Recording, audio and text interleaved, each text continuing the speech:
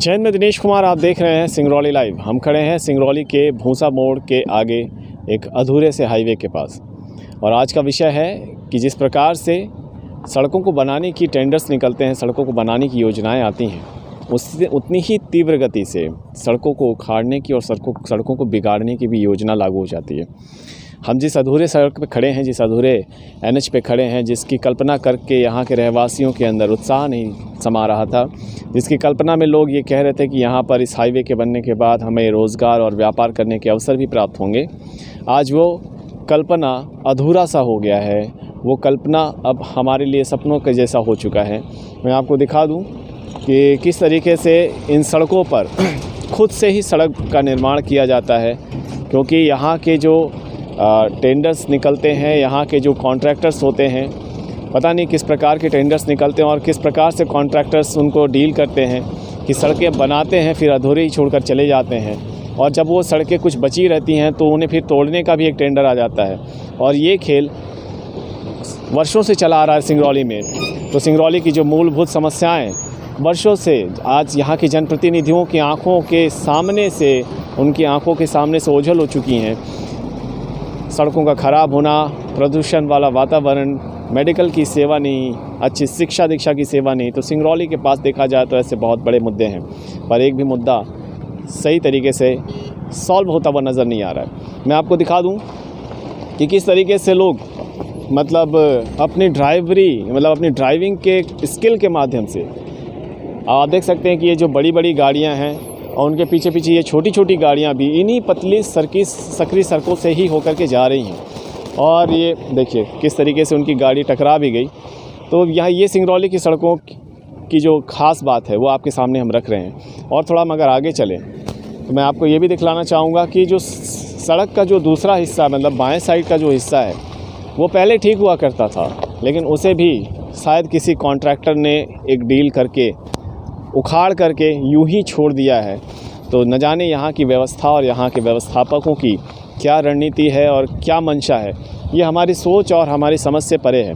मैं आपको आगे भी एक सड़क से परिचित ज़रूर कराऊंगा, जिसे देख करके आप भी ये ज़रूर कहेंगे कि शायद अब सिंगरौली में ना तो शायद कोई अच्छे कॉन्ट्रैक्टर बचे हैं और ना ही कोई अच्छे टेंडर्स निकल रहे हैं। तो मैं आपको ज़रूर वो सड़क से भी मिलवाऊँगा और आप लोगों को वो ज़रूर दिखलाऊँगा।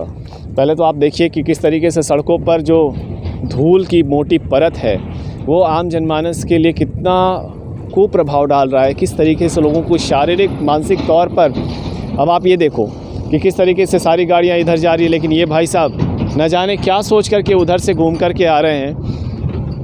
यहाँ किसी भी तरीके के रूल्स रेगुलेशंस को, चारों ओर आपकी गाड़ियाँ, कोई डाइवर्सन नहीं, कोई इंडिकेशन नहीं, कोई मोड़, कोई चौराहा नहीं, बस राम भरोसे सबकी गाड़ियाँ चल रही हैं। समझ में नहीं आ रहा कि लोग गाड़ियाँ चला कैसे रहे हैं। भैया कहाँ जा रहे हैं? जाएंगे अनपरा।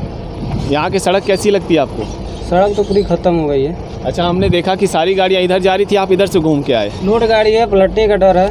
अच्छा जी, इसलिए आप अपनी सेफ्टी के अनुसार इधर घुमा करके आ गए। ये ऐसा नहीं लगता कि आगे चल करके हाईवे आएगा फिर हाईवे ख़त्म हो जाता है? अब सरकार अब जाने अब क्या हाईवे आएगा क्या नहीं होगा। आपकी शादी हो गई? नहीं, शादी नहीं हुई। अच्छा जी, आप अपने परिवार में अकेले तो नहीं कमाते? नहीं, 2-3 लोग कमाते हैं। 2-3 लोग कमाते हैं। चलिए, बहुत बहुत धन्यवाद बात करने के लिए। तो इन्होंने कहा कि गाड़ी पलट ना जाए, इसलिए वो ये रिस्क ना ले करके बल्कि वो लॉन्ग टर्न करके आए। तो सवाल ये है कि सिंगरौली की सड़कों में सवाल भी है, और यहाँ पर आने वाले जो भी शरणार्थी हैं, यहाँ पे आने वाले जो भी लोग हैं जो इस सिंगरौली में पहली बार आ रहे हैं, उनसे तो बस यही निवेदन है कि सिंगरौली की सड़कों पर जब हाईवे शुरू हो तो इसका मतलब और इसका अंदाज़ा बिल्कुल मत लगाइए कि वो हाईवे आपको कन्याकुमारी तक ले जाएगी, बल्कि वो हाईवे मात्र 500 मीटर की दूरी पर ही ख़त्म हो जाएगी। तो ऐसे में आपकी दुर्घटनाएं भी हो सकती हैं। तो कृपया सिंगरौली की सड़कों पर अपने विवेक और बुद्धि का भरपूर प्रयोग करें। तो सिंगरौली ज़िले की सड़कों की इस अव्यवस्था के कड़ी में अब हम आ पहुँचे हैं सिंगरौली के मेन रोड में। मेन रोड एक ऐसा जगह जहां पर हर प्रकार के गाड़ियों के, वाहनों के पार्ट्स और उनके मेंटेनेंस के काम होते हैं। और ये जो मेन रोड है, इसे मेन रोड इसलिए कहा गया क्योंकि ये आपके यहाँ से रीवा और बनारस को जोड़ने वाला एक मुख्य मार्ग भी है। मैं आपको दिखलाना चाहूँगा कि यहाँ की सड़कों पर किस तरीके से अव्यवस्था पसरी हुई है। सड़कों पर न जाने किसने ये बड़ा सा पत्थर रखाया हुआ है, सड़कों पर बड़े बड़े गड्ढे हैं और कहीं ना कहीं अब यहाँ की आम जनमानस के हृदय में वो कहीं ना कहीं वो पुकार भी नहीं रही। अब लोगों को ये मालूम हो चुका है कि शायद अब हमारी ज़िंदगी इन्हीं सड़कों और इन्हीं धूल और इन्हीं वातावरण, प्रदूषित वातावरण के साथ ही गुजरना है।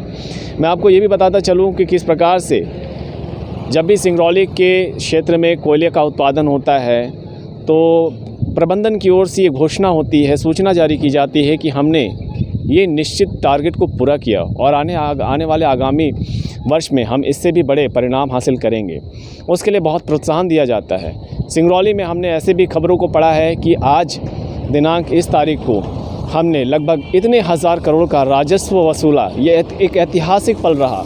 लेकिन इन ऐतिहासिक पलों का क्या फ़ायदा जब आपके इसी शहर में लोग प्रदूषण में जी रहे हों, इसी शहर में लोग बीमारियों का शिकार हो रहे हों, इसी शहर में लोग दुर्घटना का शिकार हो रहे हों। तो ऐसे करोड़ों के राजस्व की वसूली और ऐसे बड़े बड़े निर्धारित लक्ष्यों को प्राप्त करने से कोई भी फ़ायदा नहीं, क्योंकि जब आपकी मानवता ही अंदर से मर गई तो ऐसे लक्ष्यों को प्राप्त करने का कोई भी सार्थक तो हमें नज़र नहीं आता।